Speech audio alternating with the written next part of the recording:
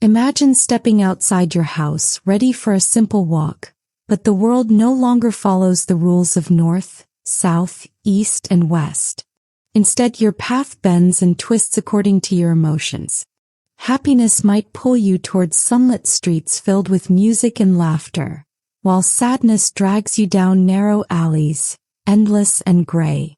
Anger could tilt the ground beneath your feet, guiding you in sharp, erratic turns, like your rage is tugging at the compass inside your chest. In this reality, direction isn't dictated by Earth's magnetic field. It's tethered to the shifting tides of your own heart. At first, it would feel like a surreal inconvenience. A cheerful morning jog could end with you lost in a blooming garden you've never seen, while a gloomy day might strand you miles from home in an abandoned industrial zone. Maps and GPS systems would be useless. Instead, people would have to chart their routes by mood. Don't go to work angry, someone might warn, or you'll end up in the wrong city. Emotional awareness would become as essential as food or water, because without it, you'd never find your way back. Society would transform in fascinating ways. Cities would evolve into patchworks of emotional landscapes, districts built not by geography but by the collective moods of the people moving through them. Whole neighborhoods might emerge where joy gravitates, vibrant with festivals, art, and color. Other zones might attract fear, dense with shadows and silence, where only the brave, or the reckless, would venture. Roads would no longer be straight. They'd curve and merge like veins in a body, pulsing with the emotions of those walking them.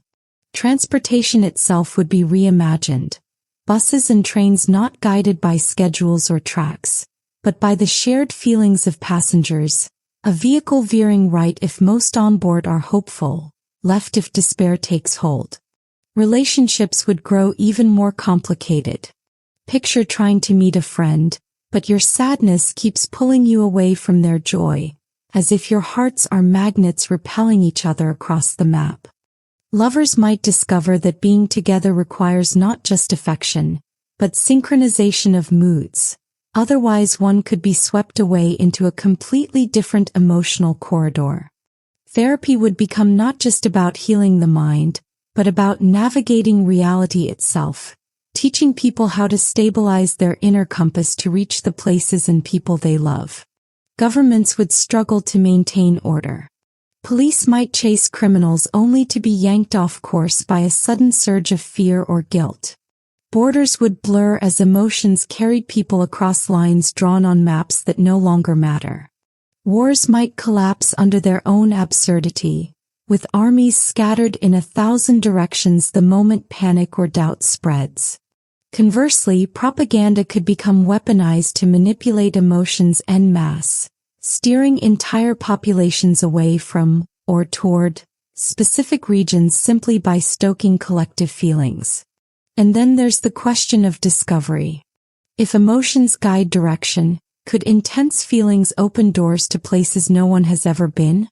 Perhaps overwhelming love leads you into hidden sanctuaries, or unbearable grief pulls you into landscapes that don't exist on any map, secret realms shaped by the deepest corners of the human soul. Travelers might set out on pilgrimages of the heart, seeking new lands not through compasses, but through cultivating emotions strong enough to bend reality. In time, humanity would learn to read the world differently. Instead of asking, "Where am I?" the question would become, "How do I feel?"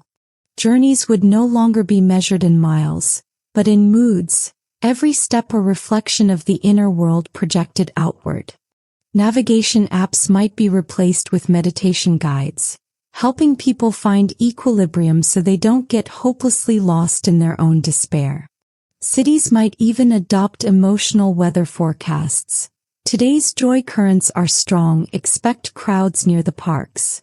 So the next time you feel a surge of happiness, rage, or sorrow, imagine what it would be like if those emotions weren't just inside you. They were the very roads beneath your feet, steering you through a world where the map of reality is drawn by the compass of the human heart. And then ask yourself, in a place like that, Would you ever truly be lost, or would you finally, for the first time, be exactly where you feel you belong?